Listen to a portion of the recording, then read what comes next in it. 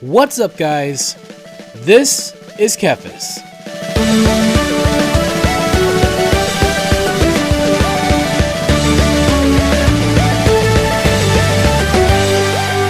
Today I'm going to show you some macros that I've created with Gnome Sequencer Enhanced, an extremely powerful add-on that allows you to create robust macros that can perform most, if not all, of your rotation with a single button.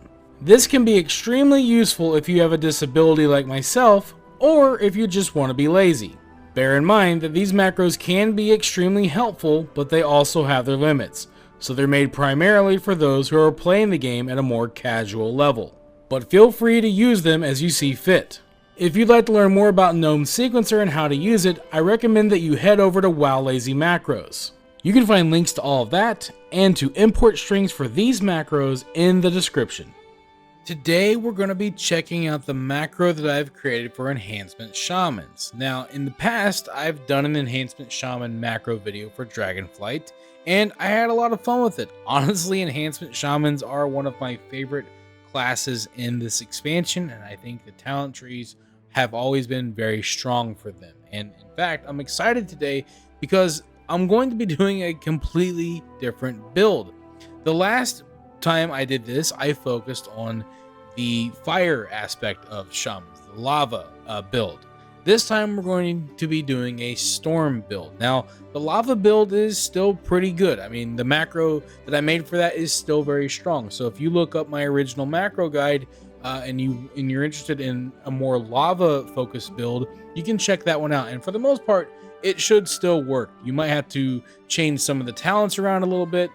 There have been some changes to the talent trees, especially on the shaman side, but overall that one should still work. But this time, because the storm side of the builds, the storm side of the shaman is a little bit stronger, I wanted to change things up and make a storm build and make a macro for that as well. So you'll have technically two macros available. One might be a little bit dated, but it still pretty much works. The macro itself works fine. You just might have to adjust the build a bit.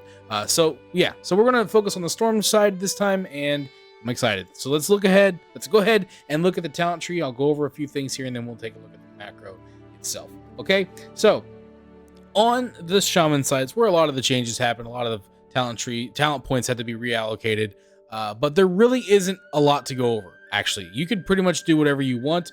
We're not taking lava lash or lava burst anymore. It's not necessary. We're not going to be using it at all. It's all lightning this time. No, not a lot of fire used at all. So completely just not going with that talent this time.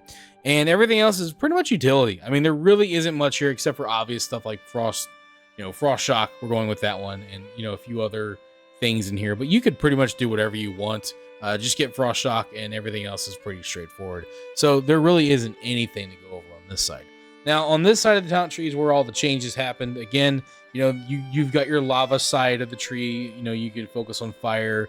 You can go down here and go with primordial strike or primordial wave. Sorry, which was a really fun build, and I had a lot of fun with it. Elemental blast, primordial wave. Lava burst. All that kind of stuff. And this time we're not even going to be taking lava lash. We're not going to be using it. We're favoring all storm, all wind, all lightning, that kind of stuff. So yeah, so that's the first thing. That's the big change here. And so the first thing to note is that we are taking Wind Fury weapon. This is obviously not going to be included in the macro. This is a weapon buff, so make sure that you keep your Wind Fury weapon buffed. Keep this up as much as possible. And we are also going to be taking Wind Fury Totem. Now, this is included in the macro. We will go over how that works, but this is kind of an extra step that you're going to have to manage. It's not going to just be used by the macro like passively. You're going to have to manage your Wind Fury Totem. So keep that in mind. That is the one thing. The one advantage to the fire build was that you pretty much didn't have very many extra steps aside from managing your Maelstrom. This time you do have one extra step by managing your totem, but you got to take it. It's integral to this build. So yeah. Next, we are taking Doom Winds. In the past, Doom Winds was not a talent I could take because of how it used to work. I can't remember how it worked at the beginning of this expansion. But the way it used to work is it was like a channeled ability kind of that you turn on and off. and it used your Maelstrom. It was different. So I've always just kind of overlooked it. But now, no, this works just fine in the macro. So we're going to take this. It's a key part of your rotation. So yeah, Crash Lightning, again, just easy instant cast ability. No problem there. And then we kind of get down to the bottom. Before we went to the left side, focused on the fire, primordial wave. Now we're focusing on the right side with Ascendance. But the cool thing is we're not taking Ascendance. We're taking the easier version, which is deeply rooted elements. This is where it basically makes Ascendance automatic, right? So, occasionally your Storm Strike will, make you go into Ascendance mode, which is pretty cool. So yeah, I mean, that's pretty much it. And then we've buffed that a little bit. Feral Spirits, can't not take your Wolf Boys. Good doggos. Got to take them with you everywhere you go. And we're just buffing those a little bit, giving them some more AoE. So this is kind of like a Storm AoE cleave build, basically. But yeah, it's very easy to macro. And I'm excited. I mean, it's different. I liked the fire build a lot. I mean, I really did. It was a lot of fun, but the storm build's cool too. And like I said, it's exciting to have a couple of different options. So with that being said, let's go ahead and take a look at the macro itself. We're going to type /GSE to open up Gnome Sequencer. And if you scroll down here, you will see it's called TheKephas. That's short for enhancement, obviously.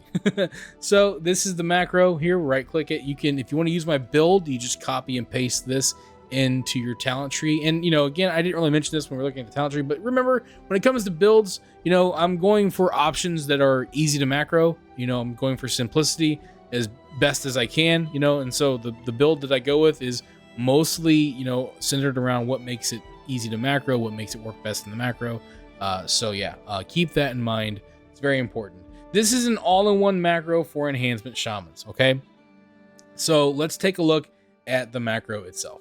So this is a sequential macro, which means that it's simply going to be going down the list of abilities and then cycling through them over and over and over again.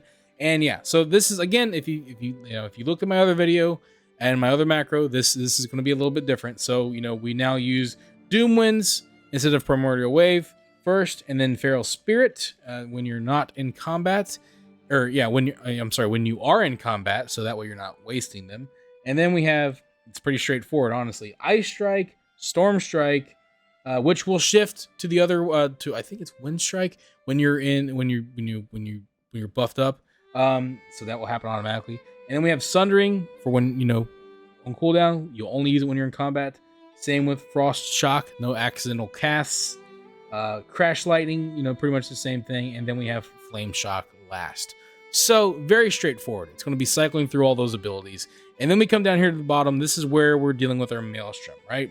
So standard targeting fair, and then obviously start attack so that you are auto attacking because you are melee. And then if you hold down your modifiers, you're going to do different things. So to manage your totem, hold down shift. The macro will put Wind Fury totem down.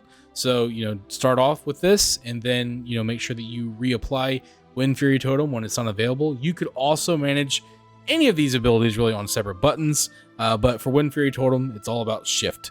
So Control and Alt will manage your Maelstrom. So Control, holding that down, you'll use Lightning Bolt. So when you get the 10 Maelstrom, if you're using my build, then use Lightning Bolt. And if you're in AoE, hold down Alt and you will use Crash Lightning for AoE. Same thing.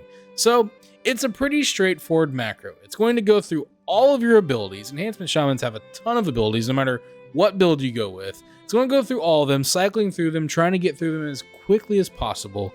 And then, when you have the Maelstrom, you can use your modifiers. And then when you want to reapply your totem, make sure that you also use the modifier there. Or again, you can manage those abilities all on separate buttons if you want to, and then just spam the macro otherwise.